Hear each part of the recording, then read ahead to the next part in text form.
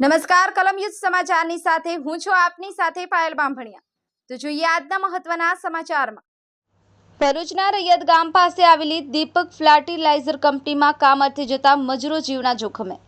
ભરૂચના રૈયત ગામ પાસે આવેલી દીપક ફર્ટિલાઇઝર કંપનીમાં કામ અર્થે જતા મજૂરો ઘેટા બકરાની જેમ આઈસર ટેમ્પોમાં જોવા મળ્યા।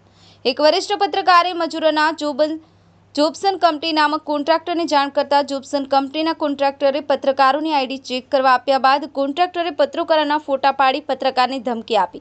આ કામ તમારું નથી, આ કામ પોલીસ વિભાગનું છે। તમારા જેટલા પત્રકારો હોય તેટલાને બોલાવી લો અને જે કોઈ કાર્યવાહી કરવી હોય તે કરી લો।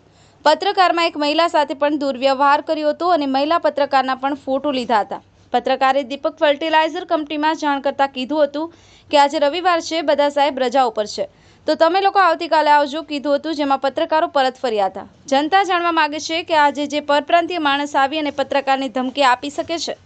સફીક બાપુ, કલમયુદ્ધ સમાચાર, આમોદ।